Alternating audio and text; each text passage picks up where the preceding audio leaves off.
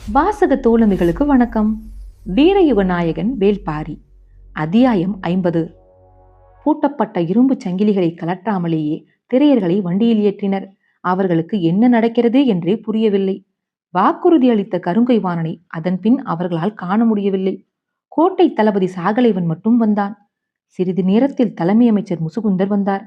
உட்கார்ந்திருந்த அனைவரும் எழுப்பி நிற்க வைக்கப்பட்டனர். இருவரால் எழுந்து நிற்க முடியவில்லை. முசுகுந்தர் சொன்னார், உங்கள் குடும்பங்கள் அனைத்தையும் விடுதலை செய்யுமாறு பேரரசர் உத்தரவிட்டுள்ளார். உங்களை யவனர்களுக்கு பரிசாக வழங்கியுள்ளார். அனைவரும் அதிர்ந்து நின்றனர். கொடுத்த வாக்கினை மதிக்கத் தவறும் மனிதர்களிடம் பேச என்ன இருக்கிறது என்று காலம்பனுக்கு தோன்றியது. எழுந்திருக்க முடியாமல் காயங்களோடு கிடக்கும் இருவரை யவனர்களுக்கு பரிசளிப்பது இழிவு. அவர்களை விடுதலை செய்பவர்களோடு சேர்த்து அனுப்பிவிடுங்கள் என்று சொல்லிவிட்டு சென்றார் முசுகுந்தர். அந்த இருவரும் தனியே பிரிக்கப்பட்டனர். விடுதலையானவர்களை பரம்புமலைக்கு அழைத்துச் சென்று விடுங்கள், எங்களை பற்றி கவலைப்படாதீர்கள் என அவர்களிடம் காலம்பன் செய்தி சொல்லி அனுப்பினான். வண்டிகள் வைகை கரையோரமாகவே கீழ்கடல் நோக்கி பயணப்பட்டன. நீலனின் கண்கள் வைகையை பார்த்தபடி வந்தன. ஆற்றில் தழும்பி ஓடியது நீர். இரு கரைகளிலும் நாணர் புதர் மண்டி கிடந்தது. வண்டி சக்கரங்கள் மண்ணில் புதைந்து உருண்டன. நெடும் பயணமாதலால் திரையர்களை நெருக்கி அடைக்காமல் அதிகப்படியான வண்டிகளில் அழைத்துச் சென்றனர். காளைகள் உண்ணி இழுத்தன. கட்டப்பட்ட இரும்பு சங்கிலிகளை பார்த்தபடியே இருந்தான் காலம்பன். அடுத்து என்ன நடக்கப் போகிறது, தான் என்ன செய்ய வேண்டும் என்பதை பற்றிய எந்த திட்டமிடலும் அவன் மனதில் இல்லை. தங்களது குலம் விடுவிக்கப்பட்டு பரம்புமலைக்கு செல்லப் போவது மனதுக்குள் அளவற்ற மகிழ்வை ஏற்படுத்தியது. குலத்தின் தலைவனாக எனது வேலை முடிந்தது, இனி அவர்களை பாரி பாதுகாப்பான் என்ற உணர்வு உடல் எங்கும் பரவியது. பாரம் இறக்கப்பட்டவனாய் அயர்ந்து உட்கார்ந்திருந்தான் காலம்பன். நீலனும் பதற்றம் ஏதும் இன்றியே இருந்தான். வாய்ப்பு கிடைக்கும் போதெல்லாம் வண்டியில் இருந்து வைகையை பார்த்தபடியே வந்தான். அது அவனுக்கு எவ்வளவோ சொன்னது. கரைபுரளும் அதன் சிற்றலைகள் அவனை அழைத்து கொண்டே இருந்தன. சட்டென ஒரு கணம் மொத்த வைகையும் நீண்டு நகரும் செம்முதாயாய் காட்சி தந்தது. பொங்கி நகரும் குருதி கண்டு திடுக்கிட்டு அமர்ந்தான். அவர்களின் பயணம் அறுபட்ட காட்சிகளுடனும் குருதி படிந்த கனவுகளுடனும் தொடர்ந்து கொண்டிருந்தது. எல்லோரின் அமைதிக்குள்ளிருந்தும் பீரிட்டு தெரிக்க காத்திருந்தது சினம். வைகை கடலில் கடக்கும் இடத்தில் இருப்பது வைப்பூர் துறைமுகம். வைகை கடல் புகும் ஊராதலால் இப்பெயர் உருவாயிற்று. அதன் அருகில்தான் அருகன்குடி என்ற சிற்றூரும் இருக்கிறது. பாண்டிய நாட்டின் முதற்பெரும் துறைமுகமாக வைப்பூர் துறைமுகம் இருந்தது. காரணம் அதன் அமைவிடம். வைகை கடலில் முட்டும் அதன் நெற்றி பகுதி வில் போல் வளைந்தது. வளைந்த அந்த கரை சற்றே கடினமான மண்ணடுக்குகளை கொண்டது. வந்து சேரும் கப்பல் கடலில் இருந்து வைகைக்குள் நுழைந்து ஆற்றின் உள்ளடுக்கினுள் இருக்கும் வைப்பூர் துறைமுகத்தை அடையும். கடல் அலைகள் வளைவுகள் கடந்து உள்ளே வராது. பெரும் காற்றும் கடற்குந்தளிப்பும் கூட வைப்பூர் துறைமுகத்தை சேதப்படுத்தியது இல்லை. இதன் பாதுகாப்பிற்கு வேறு எந்த துறைமுகத்தையும் இணை சொல்ல முடியாது. வைப்பூர் துறைமுகம் பொருட்களை ஏற்றி இறக்கவும் கப்பல்கள் வந்து தங்கிச் செல்லவும் இயற்கையே அரண் அமைத்திருந்ததால் தான் யவனர்கள் எங்கும் இல்லாத அளவு பெரும் கோட்டையை இங்கு கட்டியுள்ளனர். தங்களுடைய பொருட்களை கொண்டு வந்து இறக்கவும் ஏற்றவும் பொருத்தமான ஏற்பாட்டினை நீண்ட காலத்துக்கு முன்பே செய்துவிட்டனர். பாண்டிய அரசும் வணிக பொருளினை பாதுகாக்கவும் வரி வாங்கவும் வசதியாக கோட்டை எழுப்பியுள்ளது. வைப்பூர் துறைமுகத்தில் இரு பெரும் கோட்டைகள் நின்று கொண்டிருக்கின்றன. இத்திருமணத்துக்காக யவன பெருவணிகன் வெஸ்பானியன் தலைமையில் பலரும் அணி திரண்டு வந்தனர். அரச பிரதிநிதிகள், வணிகர்கள், துறைமுக பொறுப்பாளர்கள், எண்ணற்றோர்களின் கூட்டம் அது. குறிப்பாக கடல் பயணத்தின் சாகச தளபதி ஹிப்பாலஸ் இத்திருமணத்துக்கு வந்ததுதான் வணிகர்கள் மத்தியில் பெரும் பேச்சாக இருந்தது. திருமணம் முடிந்து மதுரை விட்டு புறப்பட்டவர்கள் வைகை கரையின் வழியே பயணப்பட்டு வைப்பூர் துறைமுக கோட்டையை அடைந்தனர். அங்கு அவர்களுக்கு பெரு விருந்தும் வழியனுப்பும் நிகழ்வும் ஏற்பாடாயிருந்தன. பேரரசின் சார்பில் இவ்வழியனுப்பும் நிகழ்வுக்கு தலைமை அமைச்சர் முசுகுந்தர் வருகை தரவிருந்தார். அவர் வருவதற்கு முன் இரண்டாம் நிலை தளபதிகள் வந்து சேர்ந்தனர். இத்திருமண விழாவின் பெரும் மகிழ்வுக்கு காரணமாயிருந்தது வெங்கல் நாடு. அதை பாராட்டி மரியாதை செய்யும் பொருட்டு இளமாறனை இரண்டாம் நிலை தளபதிகளில் ஒருவனாக பேரரசர் நியமித்தார். மயூர்கிழார் அளவற்ற மகிழ்வில் திளைத்தார். அவருக்கு ஒரே மகனான இளமாறனின் மீதுதான் அவரின் கனவு முழுவதும் கட்டமைக்கப்பட்டிருந்தது. அவனை பெரும் நிலமாளும் மாவீரனாக மாற்றுவதே அவரது எண்ணம். பேரரசரின் பார்வை அவன் செயல் மீது விழ வேண்டும் என்பதற்காக நீண்ட நாள் காத்திருந்தார். கூடுதல் கொற்றர்களை அனுப்பச் சொல்லி அரண்மனையில் இருந்து வந்த செய்தியை சரியான வாய்ப்பாக பயன்படுத்தினார். செய்தியை கொண்டு வந்த செவியனுடனேயே கொற்றர்களை அனுப்பி வைத்திருக்கலாம். ஆனால் அதனை பயன்படுத்தி திருமணத்திற்கு வெகு நாட்களுக்கு முன்பே இளமாறனை அரண்மனைக்குள் அனுப்பி வைத்தார். வேறு எந்த ஒரு சிற்றரசனுக்கும் கிடைக்காத அரிய வாய்ப்பு அது. இக்காலத்தில் பேரரசோ இளவரசோ யாரேனும் ஒருவரால் இளமாறனின் திறமை கவனிக்கப்படும் சூழல் உருவாகும் என நம்பினார். ஆனால் அவர் எதிர்பார்த்ததை விட பெரும் நன்மை விளைந்துள்ளது. அரசவையில் இன்று இளமாறனை தெரியாதவர்கள் யாரும் இல்லை. இப்பெரும் பேரரசின் நிர்வாகத்துக்குள் அறியப்படும் மனிதனாக மாறுவது எளிய செயலன்று. பேரரசரால் ஒருமுறை புகழப்பட்டால் போதும், அது அரண்மனைக்குள் என்றென்றும் நிலைத்த கதையாகிவிடும். எந்த ஓர் அரண்மனையிலும் அனைத்து இடங்களிலும் அதிகாரம் செலுத்துவது அரசரின் குரல் அன்று, அரசரின் குரலாக கருதப்படுகின்ற குரல். அதை கட்டுப்படுத்த யாராலும் முடியாது. அரசுகள் சட்டதிட்டங்களையும் சின்னங்களையும் அடையாள முத்திரைகளையும் உருவாக்குவதற்கு காரணம் இதுதான் அரசின் குரல் என்று அதிகாரப்பூர்வமாக வரையறுப்பதற்காகத்தான். ஆனால் அறிவிப்புகளின் வழியே மட்டும் எந்த ஓர் அரசும் இயங்குவது இல்லை. அது நாள்தோறும் இயங்குவது. இன்று பேரரசர் சினத்தோடு இருக்கிறார், மகிழ்வோடு இருக்கிறார். இன்று அவர் வைகையின் நீராளி மண்டபத்தில் இருக்கிறார், இன்று கிளாசரினாவின் மாளிகையில் இருக்கிறார் என்று உலவும் செய்தியோடு அதற்கான காரணத்தை சொல்லும் கதைகளும் உலவிக் கொண்டுதான் இருக்கின்றன. அரண்மனை செயல்பாடு என்பது துல்லியமான சட்டத்திட்டங்களால் வகுக்கப்பட்டது. ஆனாலும் மனிதர்களால் தான் அது நிர்வகிக்கப்படுகிறது. எதையும் எளிதில் நம்ப மனிதன் சிறுவயது முதல் எத்தனையோ முறைகளில் பயிற்றுவிக்கப்பட்டுள்ளான். எனவே மனித சட்டத்திட்டங்களை பின்பற்றத்தான் சொல்ல முடியும். சட்டத்திட்டங்களுக்கு ஏற்ப அதனை மாற்ற முடியாது.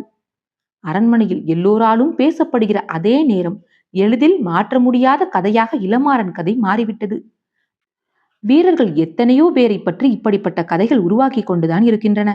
ஆனால் அக்கதைகளை வைத்து என்ன செய்வது என்று வீரர்களுக்கு தெரியாது. அவர்களை பொறுத்தவரை அவை புகழ் பாடும் கதைகள், அவ்வளவுதான். ஆனால் மயூர்கிழார் போன்றவர்களுக்கு இக்கதை ஒன்று போதும். அதை அனைத்துமாக மாற்றிவிடுவார். வெங்கல் நாட்டின் பாணர்கள் பலரும் அடுத்து வரப்போகிற காலங்களில் இக்கதையைத்தான் பாடப்போகின்றனர். இளமாறனின் பெயர் அறிவுச்சாலையிலும் அரச மாளிகைகளிலும் தொடர்ந்து கேட்டுக்கொண்டே இருக்கப் போகிறது. பொருத்தமான காலம் வரும்பொழுது இவை அத்தனையையும் வேறொன்றாக மாற்றுவார் மயூர்கிழார். தொடர்ந்து பேசப்பட்டு கொண்டே இருப்பதன் மூலம் உருவாக்கப்படும் மன ஓவியம் வார்ப்பு சிலையை விட மிக வலிமை மிக்கது. குலசேகர பாண்டியன் தேவாங்கினை எடுத்து வர பரம்பை நோக்கி திரையர்களை அனுப்பியது இரண்டாவது செயல்தான். முதல் செயல் மயூர்கிழார் குலசேகர பாண்டியனை நோக்கி தேவாங்கினை அனுப்பியதுதான். இரண்டும் எதிர்பார்த்ததை விட பெரும் வெற்றியை பெற்றிருக்கும் வேலை இது. இளமாறன் மிக இளம் வயதில் பேரரசரின் நம்பிக்கையை பெற்று இவ்விடத்தை அடைந்து விட்டான். மயூர்கிழார் தனது வாழ்வு முழுக்க பாண்டிய நாட்டுக்கு உண்மையாக இருந்தவர். அதனை வெளிப்படுத்தவும் செய்தவர். ஆனாலும் அரண்மனைக்குள் நுழையும் பொழுது ஆயுதம் வைத்துக் கொள்ளும் தகுதி அவருக்கு வழங்கப்படவில்லை. அந்த ஆதங்கத்தை அவர் மகன் அகற்றிவிட்டான். இனி உறைவாளோடு அவன் அரண்மனையில் காட்சியளிப்பதை அவர் பார்க்கலாம். ஆனால் அரசரின் அவைக்கு வாளோடு செல்லும் உரிமை இளவரசன் உள்ளிட்ட யாருக்கும் இல்லை. பாண்டிய நாட்டின் சட்ட விதிகள் மிக கடுமையானவை. பட்டத்து யானையின் மீது போர்த்தப்படும் துணியின் வண்ணம் முதல் படுக்கை அறையில் நாட்களுக்கு தகுந்தவாறு மணக்க வேண்டிய நறுமணப் புகையின் வாசம் வரை எல்லாவற்றிற்கும் விதிகள் செய்யப்பட்டுள்ளன. விதிகளால் வார்க்கப்பட்டதுதான் அரசாட்சி. அதன் உறுதிக்கு மட்டுமன்று, இரக்கமற்ற குணத்திற்கும் அதுவே அடிப்படை. விதிகளின் படிக்கட்டுகளில் கால்பதிக்க தொடங்கியவனை அதுவே அடுத்தடுத்த நிலைக்கு கொண்டு சென்றுவிடும்.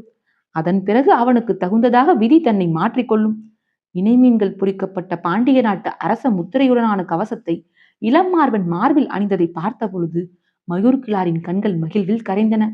தன் மகன் இந்த நிலையை அடைய இன்னும் எத்தனையோ ஆண்டுகள் ஆகும் என நினைத்தார். ஆனால் எந்த ஒரு சிறுகுடி மன்னனாலும் முடியாத ஒன்றினை நிகழ்த்தி காட்டிய பெருமை இப்பொழுது அவரின் தோள்களின் மீது இருந்தது. திருமணம் முடிந்ததும் அவர் வெங்கல் நாட்டுக்கு புறப்பட்டார். அவர் போகும் வழியில் உள்ள அனைத்து சிறுகுடி மன்னர்களின் மாளிகைகளிலும் தங்கி விழா சிறப்பினை பேசி கழித்துவிட்டுத்தான் போவார். ஏனெனில் இப்பெருவிழாவின் சிறப்பின் வழியாக அவர் நிலைப்பெறச் செய்வது தன் மகனின் சிறப்பையும் தனது சிறப்பையும் தான். அவர் வெங்கல் நாட்டுக்கு புறப்படும் நாளன்றுதான் இளமாறன் வைப்பூர் கோட்டைக்கு தனது ஆலாவின் மேலேறி பயணப்பட தொடங்கினான். உடன் வந்த வீரர்களின் குதிரைகளால் ஆலாவின் வேகத்துக்கு சிறிதும் ஈடு கொடுக்க முடியவில்லை. அவர்களின் புகழ் மாலைகள் முழுவதையும் ஆலாவே சூடிக்கொண்டது. வைப்பூர் கோட்டையை இளமாறன் அடைந்த பொழுது திரையர்கள் அங்கு வந்து சேர்ந்து ஒரு வாரமாகியிருந்தது. முன்பு போல் இல்லாமல் திரையர்களுக்கு நல்ல உணவு கொடுக்கப்பட்டது. யவனர்களுக்கு பரிசாக கொடுக்கும் பொழுது அவர்களின் காயங்கள் ஆறி தெளிச்சியாக இருக்க வேண்டும் என்பதால் கோட்டையின் இடது மூலையில் இருந்த அறையில் தனித்தனி சங்கிலிகளால் அவர்கள் கட்டப்பட்டிருந்தனர். கப்பலில் இருந்து இறக்கிய பொருட்கள் எங்கும் குவிக்கப்பட்டிருந்தன. இளமாறன் கோட்டைக்கு வந்ததில் இருந்து அவனை பற்றியும் அவனது குதிரையை பற்றியும் பாண்டிய வீரர்கள் அதிகம் பேசினர். குதிரையின் பெயர் ஆலா என்று அறிந்ததில் இருந்து அதன் ஒவ்வொரு அசைவையும் உற்று கவனித்துக் கொண்டிருந்தான் நீலன். சில நாட்களுக்கு பின் படை வீரர்களின் பெரும் அணிவகுப்பு ஒன்று கோட்டைக்குள் வந்தது. தலைமை அமைச்சர் முசுகுந்தர் வரும் செய்தி தெரிவிக்கப்பட்டது. ஆனால் வந்தது அவர் மட்டுமல்லர். பாண்டிய பேரரசரின் பெரும் செல்வமாக கருதப்படும் 20 தேவாங்குகளும் உடன் கொண்டு வரப்பட்டன. சூழ்கடல் முதுவனுக்கு கொடுக்கப்பட்ட 20 தேவாங்குகள் போக மீதமுள்ள 20 நாம் வைத்துக் கொள்வோம் என பேரரசர் முடிவு செய்தார். அவற்றை எங்கு வைத்திருப்பது என ஆலோசித்த பொழுது வைப்பூர் கோட்டையில் வைப்பதே பொருத்தம். கடல் காற்றும் கடல் உணவும் அவற்றிற்கு பழக்கப்பட வேண்டும் என்று அவையோர் கூறினர். எனவே மிகுந்த பாதுகாப்போடு அவை இங்கு எடுத்து வரப்பட்டன. அவற்றிற்கு என வடிவமைக்கப்பட்ட கலை வேலைப்பாடுகளுடனான கூண்டுகளில் அடைக்கப்பட்டு கோட்டைக்குள் வைக்கப்பட்டன. எண்ணற்ற வீரர்கள் உடன் வந்திருந்ததால் முதலில் அவற்றை கவனிக்க முடியவில்லை. அன்று மாலைதான் அந்த கூண்டுகளுக்குள் தேவவாக்கு விளங்கி இருப்பது தெரிய வந்தது. தொலைவில் நின்று அவற்றை பார்த்து கொண்டிருந்த காலம்பனின் முகத்தில் தன்னையும் அறியாமல் புன்னகை பூத்தது. உங்களை தேடி சிறுபடையோடு நான் வந்தேன், என்னை தேடி பெரும் படையோடு நீங்கள் வந்திருக்கிறீர்கள் என மனதில் எண்ணிக்கொண்டே நீலனை பார்த்தான். நீலனோ அவற்றை நேர்கொண்டு பார்க்க முடியாமல் தலை கவிழ்ந்து அவற்றிடம் மன்னிப்பு கோரிக்கொண்டிருந்தான். மலை உச்சியிலிருந்து வான் பார்த்து கொண்டிருந்த அவை கடலின் விளிம்புக்கு வந்து சேர்ந்ததற்கு ஏதோ ஒரு வகையில் தானும் காரணமாகிவிட்டோம் என்ற குற்ற உணர்வின் வழியே கலங்கியிருந்தன அவனது கண்கள். இரவு யவனர்களின் கோட்டையில் பெரும் விருந்து நடக்க உள்ளது. அதில் பங்கெடுத்து மணவிழாவுக்காக வந்தவர்களுக்கு நன்றி சொல்லி வழியனுப்பத்தான் முசுகுந்தர் வந்திருக்கிறார். நாளை காலை பொழுதில் யவன கப்பல்கள் புறப்பட உள்ளன.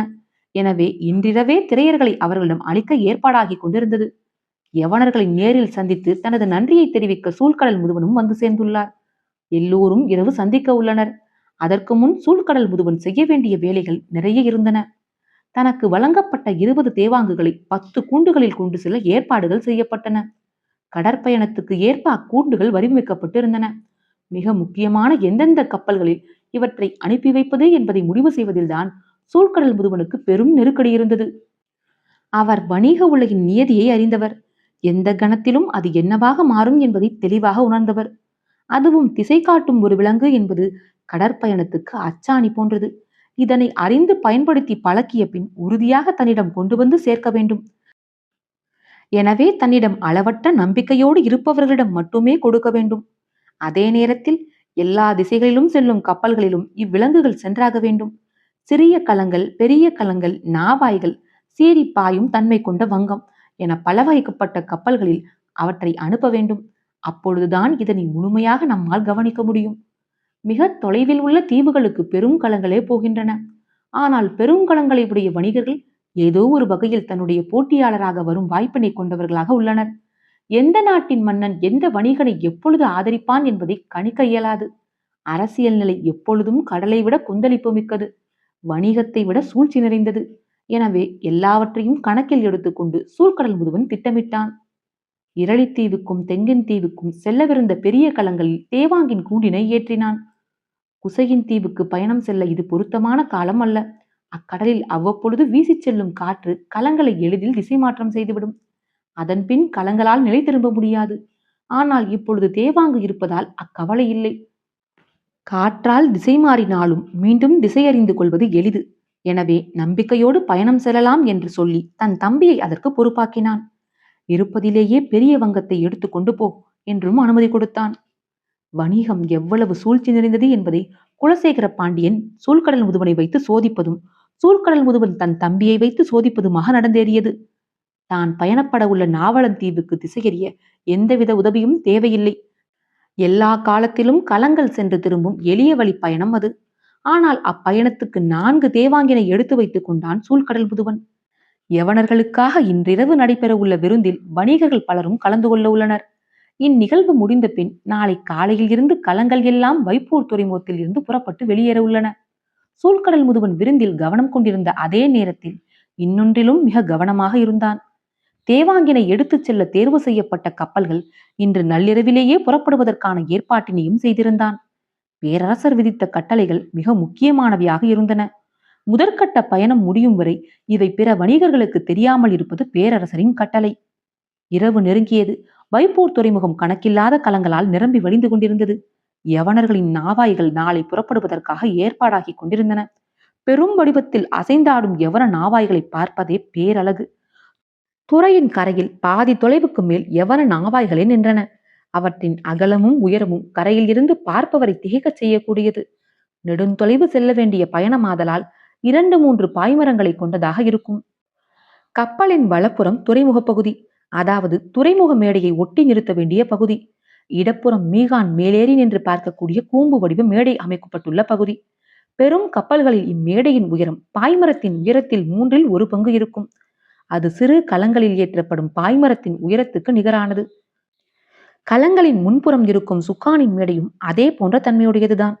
பாய்மரத்தின் மேலிருந்து எங்கும் இழுபட்டு விடைத்திருக்கும் கயிறுகள் ஒரு கோணத்தில் மீட்ட தயாராக இருக்கும் யாழ் நரம்புகள் போன்றே காட்சியளிக்கும். கடலும் காற்றும் மீட்டியபடி மிதக்கும் ஒரு பயணம் தொடங்க ஏற்பாடாகி கொண்டிருந்தது.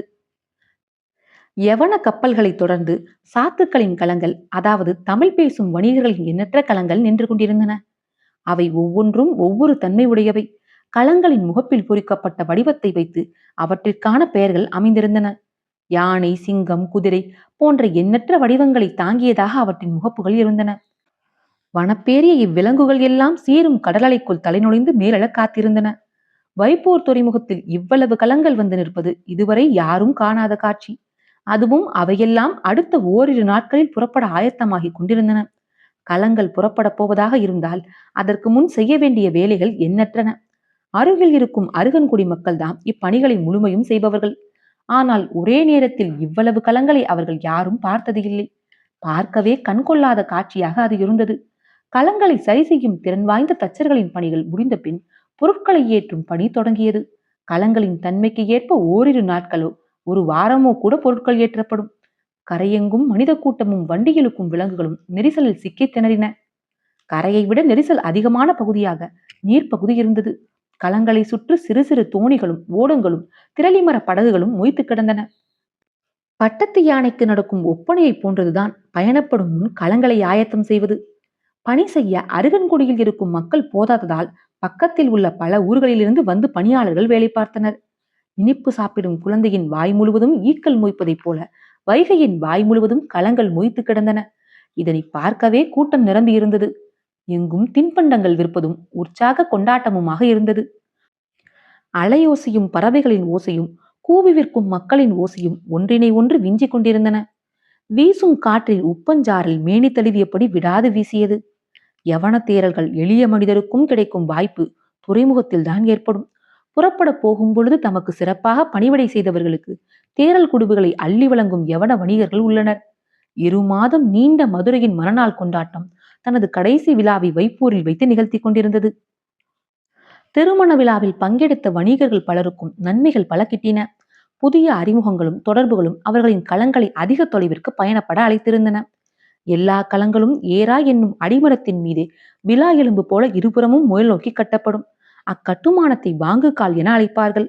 வணிகம் தன்னை இணையில்லா வேகத்துடன் பெருகிக் கொள்ளும் குணத்தையே அடிமரமாக கொண்டது. அவ்வடிமரத்தின் மீது வைத்து கட்டப்படும் எண்ணிலடங்காத வாங்கு கால்கள் தான் மீதமுள்ள எல்லா நடவடிக்கைகளும். பங்கெடுத்த வணிகர்களின் அடிமரத்துக்கு வழி சேர்க்கும் நிகழ்வாக இத்திருமணம் அமைந்தது என்று மகிழ்வடையாதவர்கள் யாரும் இல்லை. வாங்கு கால்கள் செழிப்பாக அமைந்ததை விருந்தில் கலந்து கொண்ட ஒவ்வொருவரின் முகமும் சொல்லிக் கொண்டிருந்தது. விருந்து தொடங்கி இருக்க வேண்டும். யவனக்கோட்டையில் இருந்து கேட்கும் ஓசை அதனைத்தான் சொல்லுகிறது.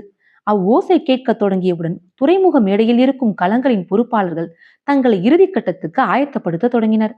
ஏன் என்றால் விருந்தில் இருந்து எந்த கணமும் தங்களின் உரிமையாளர் புறப்பட்டு வரக்கூடும். அவர் வந்தவுடன் களங்களை நகர்த்தியாக வேண்டும். பணிகள் பெரும் விறுவிறுப்போடு நடந்து கொண்டிருக்கையில் வரிசை வரிசையாக கொண்டு வரப்பட்ட அடிமைகள் களங்களில் ஏற்றப்பட்டனர். அடிமைகளின் கை கால்களில் இதுநாள் வரை இருந்த இரும்பு சங்கிலிகள் அகற்றப்பட்டு துளையிடப்பட்ட கட்டைகளில் இரு கைகளும் செருகப்பட்டிருந்தன. துடுப்புகளை இழுக்க தோதான வடிவமாகவே இது இருக்கும் என்பதால் அடிமைகள் வரிசையாக களங்களுக்கு உள்ளே அனுப்பப்பட்டனர். அவர்களை வழிநடத்தும் பொறுப்பாளர்கள் துறைமுகம் தோறும் புது சாட்டைகளை மாற்றுவது வழக்கம்.